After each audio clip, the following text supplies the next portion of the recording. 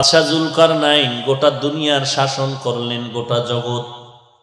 ইন্তেকালের সময় ওসিয়ত করে গেলেন লোকেরা, মরণের পর আমার জানাজা হওয়ার পরে কাফন থেকে 2টা হাত বের করে বাজারের মধ্যে একটু ঘুরাইয়া আমারে কবরে নিয়ে যাইও। ইন্তেকাল হয়ে গেল, জানাজা হয়ে গেল, জানাজার পরে কাফন থেকে হাত বের করে খাটিয়া কাঁধে করে বুড়া বাজার ঘুরাইয়া নেয়। দুনিয়াদারেরা ডাক দিয়া কয়, তাকায়া দেখ, গোটা দুনিয়ার শাসন করলো জুলকারনাইনের, পরও শখ মিটে না, লোভ সামলাইতে পারে না। মরণের পরে হাত বিছায় কয়, আরো দাও, আরো দাও, আরো দাও।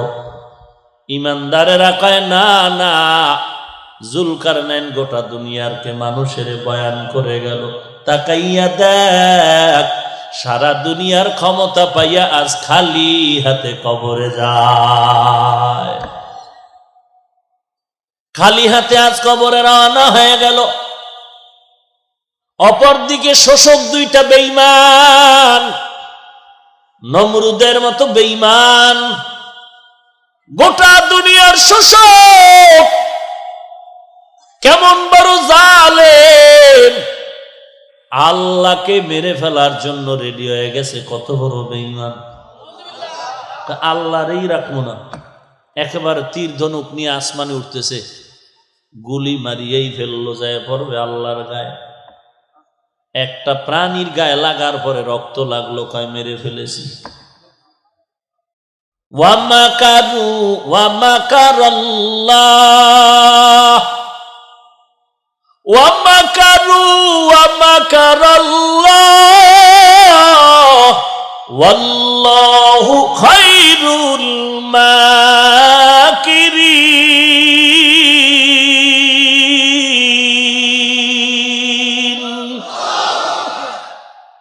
তুই কত নাম্বার বেঈমান? নমরুদের মতো বেঈমান তো হতে পারো নাই, ফেরাউনের মতো টাকার গরম দেখায় না। যত বড় টাকাওয়ালা হও, কারুনের থেকে বেশি টাকা তোমার হয় নাই। যত বড় চেয়ারের মাস্তানি করো, নমরুদের মতো চেয়ারের পাওয়ার তোমার হয় নাই, ফেরাউনের মতো হয় নাই, সাদ্দাদের মতো হয় নাই। যেই সাদ্দাত আল্লাহর জান্নাতে যাবে না, নিজে জান্নাত বানাইলো। দুনিয়ার নাম্বার ছাড়া বেশ্যাদেরকে জান্নাতের হুর বানাইলো। সুন্দরী রমণীদের হুর বানাইয়া সাদ্দাত জান্নাত দেখতে যায়। পেছন থেকে এক বুড়া হাঁটে আর কয়, সাদ্দাত আমার একটু কথা শোনো। সাদ্দাত পেছনে তাকায় বলে, কথা শোনার টাইম নাই। কেমন যেন চুম্বুকের মতো সাদ্দাত আগাচ্ছে ঘোড়ার পিঠে, আর বুড়া পায়ে হেঁটে তত আগায় যাচ্ছে। এক পাও ঘোড়ার উপরে, আর এক পাও জান্নাতের গেইটে। বুড়া সামনে গিয়ে কয়, পাও নামাবি না আমি আজরাইল। অন্ধকারে পথের মাঝে চলছো ভাইও একা, মনের মাঝে খেলছে তোমার কত আঁকা বাঁকা। সাদ্দাত সম পলক তোমায় নাহি কহেলিতে দিবে, হুঙ্কারে মালাকুল মওত তোমায় নিয়ে যাবে। মরণ থেকে যতই পালাও, মরণ তোমায় নিবে ঘিরি।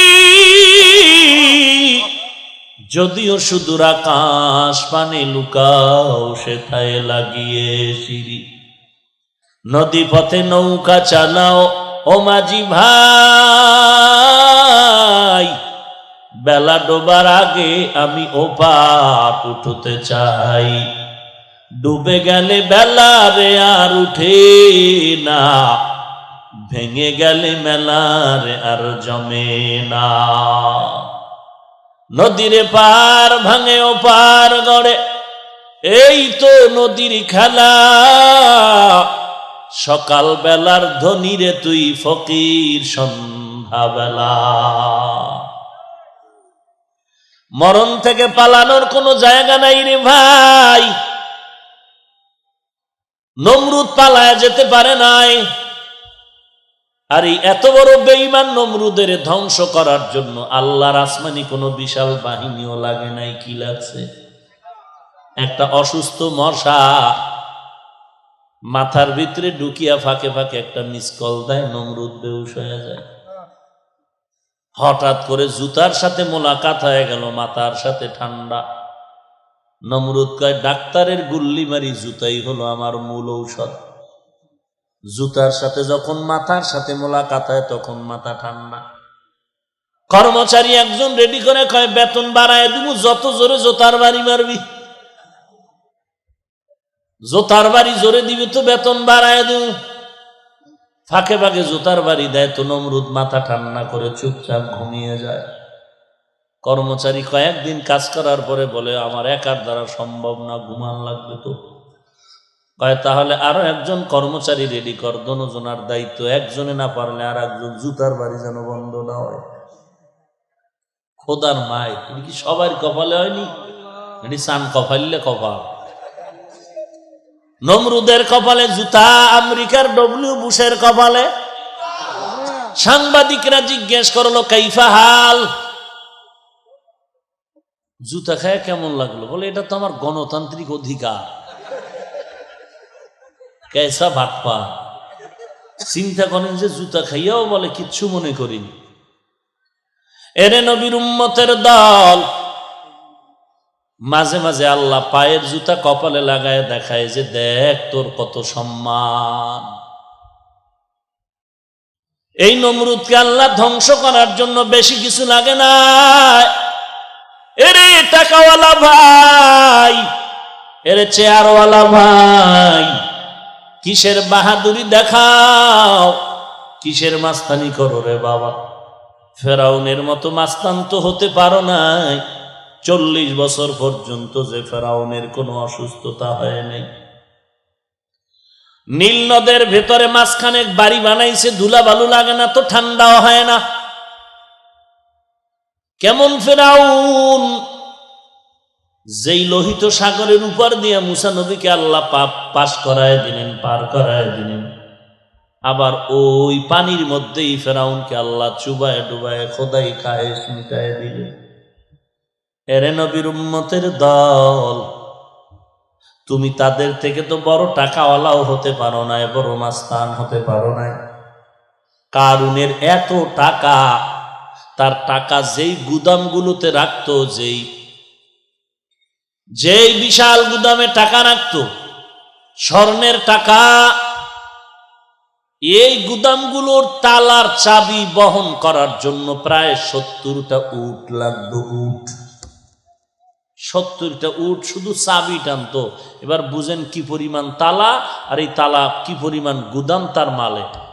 অহংকারী হয় মুসা নবী বললেন, জাকাত দাও। কারণ বলে, জাকাত দিব না। দিব না তো দিবই না।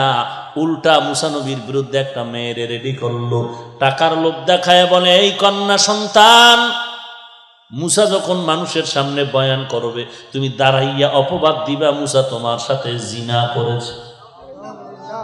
চালাকি সব জায়গায় চলে না, বাটপারি সব জায়গায় চলে না, বেয়াদবি গাদ্দারি সব জায়গায় চলে না। খবরদার, বেয়াদবি করতে গিয়া মা বাবার সাথে মাস্তানি করিস না। এই ছাত্র, লেখাপড়ার গরম আর ভাব দেখাইতে গিয়া শিক্ষকের বিরুদ্ধে আন্দোলন করবি না, কপাল পুড়ে যাবে। আজকে কত ছাত্র দেখা যায় শিক্ষকের বিরুদ্ধে আন্দোলন করে কপাল পুড়েছে। রাস্তায় ঘুরে পাগলের মতো মাথা নষ্ট হয়ে গেল, ল্যাংটা ঘুরতেছে। আবার মাঝে মাঝে ইংলিশে কথা কয়, আরবিতে কথা কয়। পাগল তো ইংলিশ পারে না, ইংলিশ জানলো কেমনে? বলে, পাগলে ইংরেজি কয় না, বরং ইংরেজি বলনেওয়ালা বেয়াদবি করে পাগল হয়েছে। লিকুল্লি শাইইন জিনাতুন ফিল ওয়ারা ওয়া জিনাতুল মারই তামামিল আদাবি আজ খোদা কা হিমে তৌফিকে আদব বে আদব মাহরুমে গাশত আজ ফজলেরা। চালাকি সব জায়গায় চলেনি। নামাজ পড়তে দাঁড়াইয়া 3 জন যুবক, একজন ইমাম হয়ে গেছে। সূরা কেরাত পারিয়া না পড়ি ইমাম হয়ে গেছে। ইমামতিতে যাইয়া, তাও আবার তরে না, একটা নৌকার ভিতরে 2 জন পিছে, সামনে একজন। প্রথম রাকাতি কুল আউযু বির রাব্বিন নাস, পরের রাখাতে কি করবো এই চিন্তা তো নাই। এর মধ্যে তুফান, বাতাস, নৌকা হেলে দুলে, একবার ডানে একবার বামে, সূরা কেরাতাও লেগে গেছে। কুল আউযু বিরাব্বিন নাসে, ওরাও নাচে।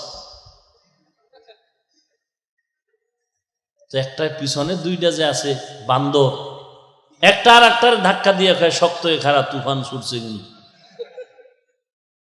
আর একটাই বলে চুপ কর, নামাজের ভিতরে কথা বললে নামাজ হবে না। ও ইমাম পিছনে তাকায় খায়, ও কইলে কইলে তুই কইলি কেন? নামাজ আছে একজনের? বলেন ভাইরা আমার, চালাক ভালো, অতি চালাক ভালো না। চালাকি করো করো, কিন্তু খবরদার মা বাবার সাথে চালাকি করিস না। এই যুবক, চালাকি করতেছো কিন্তু আল্লাহওয়ালা আলেম ওলামাদের সাথে চালাকি করিস না। চালাকি করতেছো কোনো ওস্তাদের সাথে চালাকি করিস না। চালাকি করতেছো কিন্তু কোনো সাদা দাড়িওয়ালার সাথে চালাকি করবি না। এমন ভাবে কপাল পুড়ে যাবে, তোর মা বাবাও কান্না করে আর কপাল ভালো করতে পারবে না। তোর মা বাবাও পারবে না এই কপাল ভালো করতে। সাবধান, ভালো হইতে বহু সময় লাগে, কপাল পুড়তে একটা সেকেন্ড লাগে না রে যুবক ভাই। এ জমিনের মধ্যে সাহায্য তার থেকে নাও যার তিনটা দুর্বলতা নাই। এক নম্বরে যার পিছুটান নাই, দুই নম্বরে যার অভাব নাই। এই জমিনে পিছুটান ছাড়া কেউ নাই, অভাব ছাড়াও কেউ নাই। বরং যে যত টাকাওয়ালা সে তত বড় অভাবী। তিন নাম্বার বলেছিলাম যার কোনো স্বার্থ নাই। জমিনে তালাশ করে দেখো, স্বার্থ নাই এমন একজন আল্লাহর বান্দা পাওয়া যাবে না। হ্যাঁ, চিন্তা ভাবনা করে বের করছিলাম, আম্মা জানের স্বার্থ নাই, আব্বার স্বার্থ নাই। কিন্তু সোনার বাংলায় তাকায় দেখলাম, স্বার্থের টানে মা তার সন্তানের জবাই দেয়, বাবায় তার সন্তানের জবাই দিয়েছে। স্বার্থের টানে আবার সন্তান তার মা বাবাকে জবাই দিয়েছে। স্ত্রী স্বামীকে জবাই করে, স্বামী স্ত্রীকে জবাই করে। স্বার্থের টানে মা কোলের বাচ্চাটারে ফ্রিজের মধ্যে আটকায় মেরে ফেলেছে। স্বার্থের টানে কি আর বলবো, ভাষা নাই, লজ্জা করে সমস্ত কথা মাইকে বলতে। নিজের আপন মেয়ের সাথে বাবা যে অপকর্ম করেছে, এই সোনার বাংলায় ভাষা নাই বুঝাবা। এরে নবীর উম্মতের দল, দুনিয়াতে স্বার্থ ছাড়া কেউ নাই। ওই কারুন মুসা নবীর বিরুদ্ধে মেয়েকে রেডি করে দিল। মুসা নবী যখন বয়ান করতে দাঁড়ায় গেলেন, মেয়েটা মুসা নবীর বিরুদ্ধে অপবাদ দেওয়ার জন্য দাঁড়িয়ে গেল। আল্লাহর কুদরত, সাথে সাথে মেয়েটার জবান বন্ধ হয়ে গেল। আবার মেয়েটা ভয়ে বসে গেল, জবান খুললো, আবার দাঁড়ায় গেল, জবান বন্ধ। এরকম কয়েকবার মেয়েটা আপ ডাউন করার পরে চিন্তা করলো, আর মুসা নবীর বিরুদ্ধে অপবাদ দিব না। আল্লাহ, তুমি আমার জবানটা খুলিয়া দাও, আমি সত্য কথাটা নবীর সামনে বলতে চাই। মেয়েটা দাঁড়ায় গেল, সত্য কথা বলার জন্য আল্লাহ জবান খুলে দিলেন। মেয়ে ডাক দিয়া কয়, পয়গম্বর, আপনার মতো পবিত্র কেউ নাই। কারণ আমারে টাকার লোভ দেখায় রেডি করছিল আপনার বিরুদ্ধে অপবাদ দিব, আমার সাথে জিনা করেছেন। আমি সাক্ষী দিয়া বলতেছি, আল্লাহ সাক্ষী, আপনার মতো পবিত্র আর কেউ হতে পারে না। মুসা নবীর রাগ উঠে গেল, মাথা গরম হয়ে গেল। ডাক দিয়া কয়, আল্লাহ, মাটি তুমি আমার অনুগত করে দাও। আল্লাহ বলে, দিলাম। মুসা নবী বলে, মাটি কারুন রে ধর। সাথে সাথে হাঁটু পর্যন্ত মাটি গ্রাস করে ফেললো। অন্যায় করো, অন্যায় করো, অন্যায় করো, সীমা লঙ্ঘন হলে বাপেও ফিরাতে পারবে না। পারবে? পারলো? ওই টাকার পাহাড় গড়ে কি লাভ হলো, যেই টাকায় জেলখানার মেহমান বানায় দিল। অথচ কত গরিব ঠিক মতো খানা পায় না, শীতের মধ্যে একটা পোশাক কিনতে পারে না। আর কোটি কোটি সহস্র কোটি টাকার বালিশ বানাইয়া কে ছিল? কি লাভ হলো এই টাকায়, যেই টাকায় জেলখানার মেহমান বানাইল? কি লাভ হইল ওই সন্তানের বাবা হইয়া, যেই সন্তানের কারণে মা বাবার বেইজ্জতি, জেলখানায় যেতে হয়? কি হলো ওই স্ত্রীর স্বামী হইয়া, যেই স্বামী স্ত্রীর কারণে আজ লাঞ্ছিত হতে হয়? কি লাভ হবে ওই ক্ষমতা, যেই ক্ষমতায় আজ জুতার বাড়ি খেতে হয়? ভাইরা আমার, অথচ আমার সমাজে কত গরিব 5,000 টাকা 10,000 টাকার কারণে মেয়েকে বিবাহ দিতে পারে না, ঘরের চুলায় আগুন জ্বলে না। এমনও ঈদের সময় যায় বাবায় সন্তানরে একটা নতুন জামা দিতে পারে না। এরে নবীর উম্মতের দল, ওই কারুনকে আল্লাহর নবী মুসা যখন বলল মাটি ধর, হাঁটু পর্যন্ত গ্রাস হয়ে গেল। কারুন বলে বাঁচাও বাঁচাও, আর অন্যায় করব না। মুসা নবী কয় মাটি ধর। কারুনের মাজা পর্যন্ত মাটি গ্রাস করে ফেলল। কারুন বলে বাঁচাও বাঁচাও। মুসা নবী বলে মাটি ধর, ধরার মতো ধর। সিনা পর্যন্ত মাটি গ্রাস করে ফেলল। উম্মতেরে বলে পাথর মেরে ওরে ধ্বংস করে দাও। আল্লাহ শেষ হওয়ার পর ডাকিয়া বলে, রে মুসা, কারণ যতবার তোমাকে বলছে বাঁচাও বাঁচাও বাঁচাও, তুমি বাঁচাইতে পারো না। তোমার মনটা খারাপ, মেজাজ গরম হয়ে গেল। আমি আল্লাহ রহমান, কারুনের দিকে আমি কুদরতের নজর দিয়া তাকাইছিলাম। তোমারে বারবার বলছে বাঁচাও, আর আমি আল্লাহকে যদি একবার বলতো আল্লাহ তুমি আমারে বাঁচায় দাও, আমি আল্লাহ অবশ্যই কারুনের হেফাজত করতাম। ইয়া আইয়ুহাল্লাযীনা আমানুস্তাঈনু বিস-সাবরি ওয়াস-সালাহ। আল্লাহ বলেন সাহায্য প্রার্থনা করো, তার থেকে সাহায্য চাও যার স্বার্থ নাই, যার পিছুটান নাই, যার অভাব নাই। এই তিনটা অপরাধ, তিনটা দুর্বলতা নাই যার, তিনি আছেন একজন, তিনি হলেন আমার আল্লাহ। যার কোনো পিছুটান নাই, যার স্বার্থ নাই, যার অভাব নাই। আল্লাহর পিছুটান নাই কেন? লাম ইয়ালিদ ওয়া লাম ইউলাদ, তিনি কাউকে জন্ম দেয় নাই, জন্ম নেন নাই। ছেলে মেয়ে নাই যে আব্বু আমারে দাও। আল্লাহ বলেন যা কিছু বানাইলাম এর মধ্যে আমার আপন আদরের হলো আমার মানুষ। আল্লাহ বলেন আমার কোনো অভাব নাই। দুনিয়ার সবার অভাব আছে, অভাব নাই কার? আল্লাহর অভাব আছে নাকি? ইয়া আইয়ুহান নাস আনতুমুল ফুকারাউ ইলাল্লাহ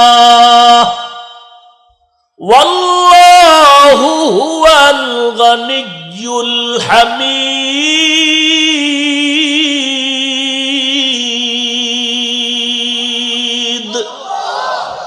गर तवक्कुल मीकुनी हर सुबह शाम, मेरा सानादर से तू अजला मकाम, जुज़ब हक ची जे मखा अज इंसु जा, फजले उआ मस्ते दर जुमला जहा। আল্লাহ বলেন আমার কোনো অভাব নাই। 3 নাম্বার, আল্লাহ বলেন আমার কোনো স্বার্থ নাই। আমি যদি একটু স্বার্থ দিয়ে তাকাইতাম, দুনিয়ার কোনো বেঈমানের এক ঢোক পানিও পান করতে আমি আল্লাহ দিতাম না। এই বান্দা, নামাজও পড়ো আবার মিথ্যা কথা বলো, আল্লাহর সাথে যত গাদ্দারি আর বেঈমানি করেছো, আল্লাহ স্বার্থ যদি পর হইতেন, আল্লাহ পানি বাতাস আর সূর্যের আলো খানা দানা বন্ধ করে দিতেন। আল্লাহ বলেন না না, আমি আল্লাহ খানাও বন্ধ করি নাই, বাতাসও বন্ধ করি নাই। আমি আল্লাহ পাক সূর্যের আলো চাঁদের আলো বন্ধ করি নাই।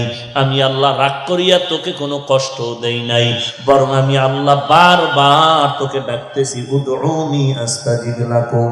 এরে বান্দা, ডাকার মতো আমি আল্লাহকে ডাক দাও, আমি আল্লাহ তোর জবাব দিয়া সব গুনাহগুলো মাফ করে দিব। আল্লাহ বলেন আমি স্বার্থপর না। অতএব সাহায্য আমার থেকে নাও, আর সাহায্য যদি নিতে চাও নিয়ম ছাড়া সাহায্য নিতে পারবা না। চেয়ারম্যানের থেকে আপনার 10,000 টাকা লাগবে, রাস্তার মধ্যে পাইলেই যদি বলেন চেয়ারম্যানের কলারটা ধরে বলেন 10,000 টাকা দিয়ে যা, এটা আদব হইল? আপনার এলাকায় কোনো একজন পীর সাহেব আছে, কারণ কানের উপরে একটা থাপ্পড় দিয়ে যদি কোন কেউ পীর সাহেব জিকির টিকির ঠিক মতো করেন, তো এটা আদব হইল না বেয়াদবি? প্রত্যেকটা জিনিসের আদব আছে। চেয়ারম্যান থেকে আপনি 50,000 টাকা লাগবে, 10 মণ চাল লাগবে, ডাল লাগবে। চেয়ারম্যান বলে আমার কাছে অ্যাপ্লিকেশন দাও, দরখাস্ত দাও। আল্লাহ বলেন, এরে গোলাম, তোমাদের যা কিছু প্রয়োজন আমি আল্লাহর কাছে চাও, 2টা জিনিসের মাধ্যমে চাইতে হবে। 1 নম্বরে ধৈর্য, 2 নম্বরে হলো নামাজ।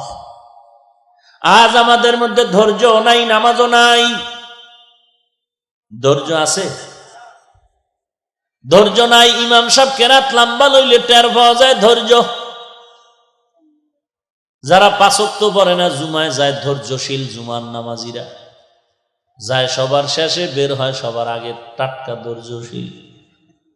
এমন জোরে একটা দৌড় দিছে, ঘরে গিয়ে দেখে আর একজন আর জোতা নিয়ে হাজির। এরে নবীর উম্মত, ধৈর্য আর নামাজ। ধৈর্য ধরনে কি লাভ? আল্লাহ বলেন, আমি কিয়ামতের দিন স্পষ্ট তাকে বিনা হিসাবে জান্নাত দিব। বিনা হিসাবে আল্লাহ জান্নাত দিবেন। ইন্নামা ইউওয়াফাস সাবিরুনা আজরাহুম বিগাইরি হিসাব। বেগায়ের হিসাব ধৈর্য ধারণকারীকে আল্লাহ বলবে, যা তুই জান্নাতে যা। ধৈর্যের বড় দাম। ধৈর্য ধারণকারীদের জন্য বড় সুসংবাদ। ইয়া আইয়ুহাল্লাযীনা আমানুসবিরু ওয়া সাবিরু ওয়া রাবিতু ওয়াত্তাকুল্লাহ। এরে মুমিন, ধৈর্য ধারণ করো, এর উপরে মজবুত হয়ে থাকো। ধৈর্য বড় দামি একটা সম্পদ। আল্লাহ বলেন, আমি মুসিবত দিয়া দিয়া ধৈর্যের পরীক্ষা নিব। ওয়ালা নাবলুওয়ান্নাকুম বিশাইইম মিনাল খাউফি ওয়াল জুই ওয়া নাকসিম মিনাল আমওয়াল ওয়াল আনফুসি ওয়াত সামারাত ওয়া বাশশিরিস সাবিরিন। এই ধৈর্য, এই দেখছেন নি, এই ধৈর্যের বয়ান শুরু করছি, উড়াও শুরু করছি। নগদ ধৈর্যের পরিচয়। ভাইরা আমার, আল্লাহ পাক বলেন, ধৈর্য ধারণ করো, ধৈর্যের বড় ফলাফল ভালো। ধৈর্যের পাহাড়, ধৈর্যের দৃষ্টান্ত কায়েম করে গেলেন রাহমাতুল লিল আলামিন। যার মা নাই, বাবা নাই, এরপরও পয়গম্বর দ্বীনের দাওয়াত বন্ধ করে না। ধৈর্যের পাহাড় দৃষ্টান্ত কায়েম করলেন ইসমাঈল আলাইহিস সালাম আর বাবা ইব্রাহিম।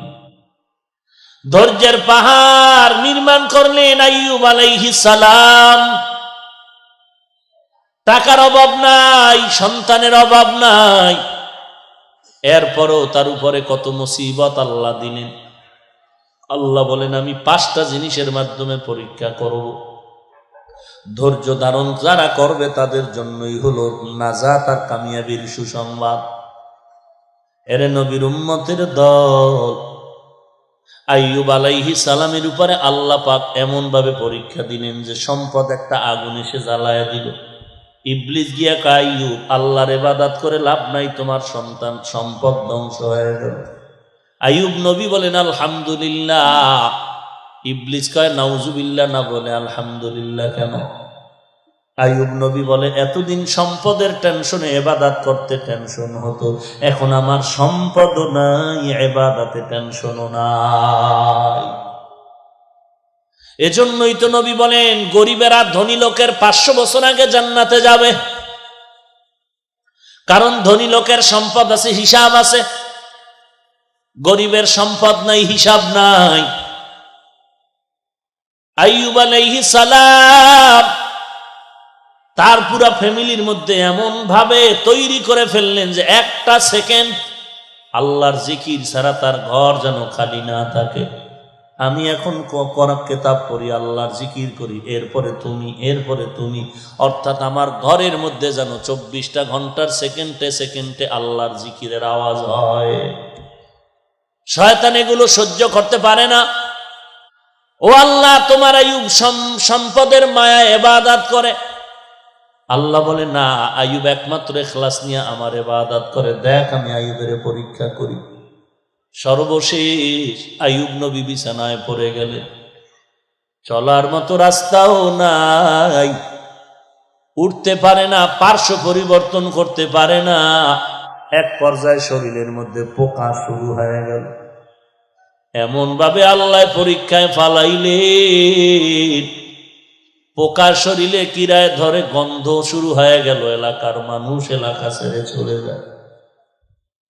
আইয়ুব নবী একবার তাকায় দেখে তার জিহ্বার মধ্যেও পোকা। চোখের পানি ছেড়ে কান্না করেন, হে মালিক, এতদিন পুরা শরীরের মধ্যে পোকা, জিহ্বা ভালো ছিল, তোমার নাম ডাকতাম, আর জিহ্বা দিয়া জিকির করতাম, ক্ষুধা নিবারণ হয়ে যাইত। এখন আমি জিহ্বা দিয়া কেমনে তোমারে ডাকবো? ও আল্লাহ, তুমি যা মনে করো, পরীক্ষা আরো করো, তবে আমারে তৌফিক দাও, আমি ধৈর্য ধারণ করে যেন চলতে পারি।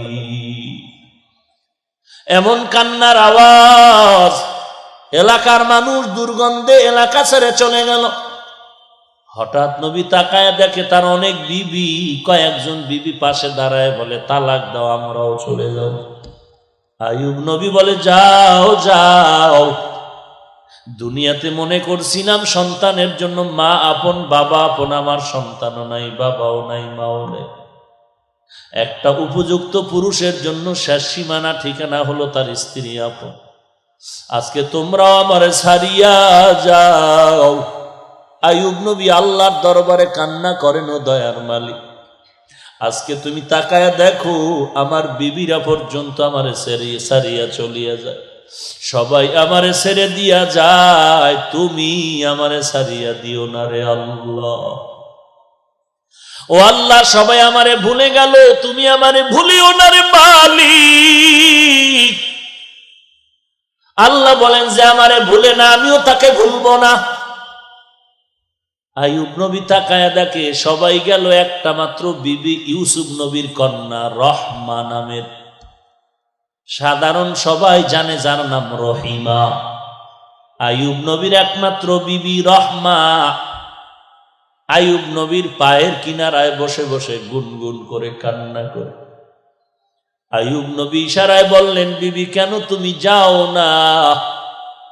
রহমা নামের বিবি চোখের পানি ছেড়ে কান্না করে বলেন, পয়গম্বর, আমাকে আপনি তাড়াইয়া দিবেন না, আমার জীবনের শেষ পর্যন্ত আমি আপনার খেদমত করিয়া জীবন শেষ করতে চাই। কারণ হলো আমি রহিমার কোনো আমল নাই। কঠিন হাসরের দিন এমন এক মুহূর্ত হবে, সন্তান মা চিনবে না, মা সন্তানের পরিচয় দিবে না, আপন আপন বলতে কেউ থাকবে না। নবীদের অবস্থা বড় করুণ, কান্নার আওয়াজ। ওই কঠিন সময় সূর্য মাথার উপরে, জমিনটা হয়ে যাবে তামা, সূর্যের তাপে গুনাহগারের মাথার মগজগুলো টস টস করে ফেটে যাবে। ওদিকে জাহান্নামের আওয়াজ, জাহান্নাম চিল্লায় বলবে, আল্লাহ গুনাহগার গুলো আমার ভেতরে দাও। ওই কঠিন মুসিবতের সময় যদি আল্লাহ আমাকে ডাক দেয়, রহিমা, আমার দরবারে এমন কোন আমল নিয়ে আসছো নাকি না, যাতে আমার কোন আমল যদি না পাই, আল্লাহর কাছে এতটুকু বলবো, আল্লাহ আমি তোমার একজন আদরের পয়গম্বরের স্ত্রী হয়ে আসি। আল্লাহ হয়তো নবীর মোহাব্বতে আমি রহমাকেও নাজাতের ব্যবস্থা করে দিবে। ও পয়গম্বর, আমাকে আপনি তাড়ায়া দিবেন না। এরে পর্দার আড়ালের মা, ওই ইউসুফ নবীর কন্যা ও নারী, তুমি একজন নারী, খাজা মুঈনুদ্দিনের মা, ও মা তুমিও মা। এই চট্টগ্রামের জমিনে ঘুমন্ত শাহ আমানত তার মা, ও মা তুমিও মা। এমন একজন স্বামীর খেদমতগার হইয়া কবরে যাইতে পারলা কিনা চিন্তা করো। এমন একটা সন্তানের মা হইয়া কবরে যেতে পারলা কিনা চিন্তা করো। কিয়ামতের দিন কিসের হিসাব দিবারে মা? আল্লাহর কাছে এমন কোন আমল করছো যে আমলটা দিয়া আল্লাহর কাছে নাজাতের ওসিলা পেশ করবা। এই পর্দার আড়ালের মা, আমি হাফিজুর রহমানের মা, ও মা তুমিও মা। মনটা কি চায় না একজন আলেমের মা হইয়া কবরে যাও? মনটা কি চায় না একজন কোরআনওয়ালার মা বাবা হয়ে কবরে যাও? সন্তান মা বাবার জানাজার ইমামতি করবে, কবরের কিনারায় গিয়া কোরআন তেলাওয়াত করে দোয়া করবে। এরে যুবক আল্লাহর গোলাম, তুমি স্কুলে পড়ো, কলেজে পড়ো, ভার্সিটিতে পড়ো, ডাক্তার, ডক্টর, ইঞ্জিনিয়ার হও, কিন্তু কোরআন শরীফ পড়তে তো বাধা নাই। তুমি স্কুলে পড়ো, কলেজে পড়ো, তবে কোরআন শরীফটা তুমি পার্ট টাইম একটা টাইম ঠিক করিয়ে কোরআনটা শুদ্ধ করো। এশার নামাজের পরে 1 ঘন্টা, না হয় ফজরের পরে 1 ঘন্টা ইমামরে সময় দিয়ে কোরআন শিখো। তুমি আল্লাহর কোরআন পড়ো, ইসলামের মাসআলা মাসাইল একটু অধ্যয়ন করো, আল্লাহওয়ালা ওলামায়ে কেরামের সাথে সম্পর্ক রাখো। আমার সমাজের মধ্যে বহু ডাক্তার আছে, কোরআন পড়ে, ইসলামী জ্ঞানে বড় দামি আগানো। ঢাকার শহরে যাও, চট্টগ্রাম শহরে যাও, বহু ডাক্তার আছে, ইমামতির ময়দানে দাঁড় করায় দাও, পাক্কা ইমাম হয়ে আছে। কারণ ডাক্তারির পাশাপাশি বান্দা কোরআন শিখছে, ইসলামের লাইনে অনেক জ্ঞান অর্জন করেছে।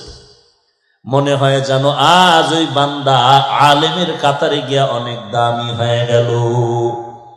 এরে যুবক আল্লাহর গোলাম, তোমার আমার মতো যুবক স্কুল কলেজে পড়ে 1 ওয়াক্ত নামাজ বাদ দেয় না, আছে না নাই? তুমি কেন পারবা না? বালিশে মাথা লাগা একটু চিন্তা করে ঘুমাইও। ঘুমের ঘরেও তো কত মানুষ মরিয়া যায়। তুমি যদি ঘুমের ঘরে মরে যাও, কি উপায় হবে? অন্ধকার কবরে। স্কুলে পড়ো তোমার আমার মতো যুবক, কৃষি কাজ করে, ড্রাইভারি করে, কোটি টাকার ব্যবসা করে, 1 টাকাও হারাম খায় না, নামাজ বাদ দেয় না। তুমি কেন পারবা না রে বাবা? তুমি নেতা মানো, দল মানো, তরিকা মানো, সব কিছুর ঊর্ধ্বে আমার আল্লাহ, সব কিছুর ঊর্ধ্বে আমার পয়গম্বর।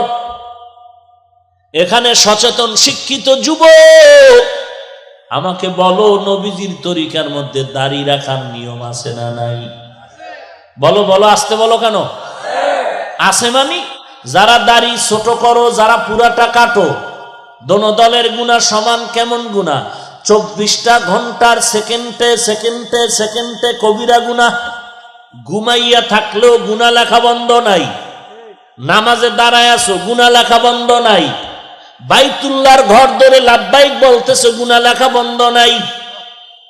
তুমি বান্দা যতদিন পর্যন্ত দাড়ি রাখার নিয়ত না করবা, ততদিন পর্যন্ত কবিরা গুনাহ বড় না ছোট, বড় গুনাহ লেখা বন্ধ নাই। তুমি রাতের বেলা ঘুমাও, তারপরও গুনাহ লেখা বন্ধ নাই। অটো অটো লিখতে থাকবে ফেরেশতারা। এই রকম সুদের সাথে যারা জড়িত, তাদের জন্য 24 ঘন্টা গুনাহ লেখা হয়। যারা টাকনুগিরার নিচে প্যান্ট পরে, প্যান্ট পায়জামা লঙ্গি পরে, 24 ঘন্টা এদের কবিরা গুনাহ, কবিরা গুনাহ, কবিরা গুনাহ। সেকেন্ডে সেকেন্ডে সেকেন্ডে সেকেন্ডে যতক্ষণ পর্যন্ত তওবা না করবে, গুনাহ লেখা বন্ধ হবে না। সুদের সাথে জড়িত যারা, নামাজ হবে না, রোজা হবে না, জিকির হবে না, তেলাওয়াত হবে না, দান করলে কবুল হবে না, বরং সে নিজের আপন মায়ের সাথে অল টাইম জিনা করে। মায়ের সাথে, আপন মায়ের সাথে জিনার গুনাহ কামাই করতেছে। ও যদি 5 কোটি টাকা মাদ্রাসা দেয়, 1 টাকার সওয়াব আমল নামায় হবে না। 10 তলা মাদ্রাসা বানাইলো, 1টা নেক পাবে না। 5 তলা মসজিদ বানাইলো, 1টা নেক পাবে না, যতদিন পর্যন্ত তওবা না করবে। এটা আমার বাবার বানানো কথা। তোমার কবরে তুমি যাবা, আমার কবরে আমি যাব। আমার কবরের জবাব আমি দিব, আপনার কবরের জবাব আপনি দিবেন। তবে কেউ যদি বলেন পাও ধরিয়া বললে আপনি আর গুনাহ করবেন না, আমি আপনার পায়ে হাত দিয়া বলতে রাজি আছি। কারণটা কিরে বাবা? জাহান্নাম বড় ভয়ঙ্কর। দুনিয়ার আগুনের তাপ সইতে পারো না, জাহান্নামের আগুনের তাপ কেমনে সহ্য করবা? 2 কোটি, এই যে জমিন থেকে 9 কোটি 30 লক্ষ মাইল উপরে সূর্যের গরম সইতে পারো না, কিয়ামতের ময়দানে মাথার উপরে সূর্য থাকবে, কেমনে সহ্য করবা? আল্লাহর কাছে তওবা করো হে মালিক, শয়তানের ধোকায় পড়ে গুনাহ করিয়া ফেলছি, আজকে তওবা করলাম, আর গুনাহ করব না, দাড়ি কাটবো না, নামাজ ছাড়বো না, মা বাবারে কষ্ট দিব না, আলেম ওলামাদের বিরোধিতা করব না, সহিভাবে কোরআন পড়ব, নবীজির সুন্নতের আমল অনুযায়ী চলার চেষ্টা করব। আমার মতো যুবক যদি র্যাব, আর্মি, পুলিশ, বিডিআরের চাকরি করে দাড়িওয়ালা নামাজি হতে পারে, আমি কেন পারবো না? আমার মতো যুবক যদি টাকার ব্যবসা করে, আমার মতো যুবক কোটি টাকার ব্যবসা করে, হারাম না খাইয়া নামাজ না বাদ না দিয়া যদি পারে, আমি কেন পারবো না? ও আল্লাহ, তুমি আমাকে তৌফিক দাও। গলায় ছুরি আসলে মরে যাব, তারপর আর গুনাহ করব না। পাক্কা তওবার যদি নিয়ত হয়, খাঁটি তওবার নিয়তে দুটো হাত আমার আল্লাহকে দেখায়া দাও। আয় আল্লাহ, সবার হাত আপনি কবুল করে নেন, তওবা কবুল করে নেন, তওবার উপরে মজবুত হয়ে চলার তৌফিক দান করেন, আমিন। আলহামদুলিল্লাহি রাব্বিল আলামিন, ওয়াসসালাতু ওয়াসসালামু আলা সাইয়্যিদিল আমবিয়াই ওয়াল মুরসালিন ওয়া আলা আলিহি ওয়া আসহাবিহি আজমাইন।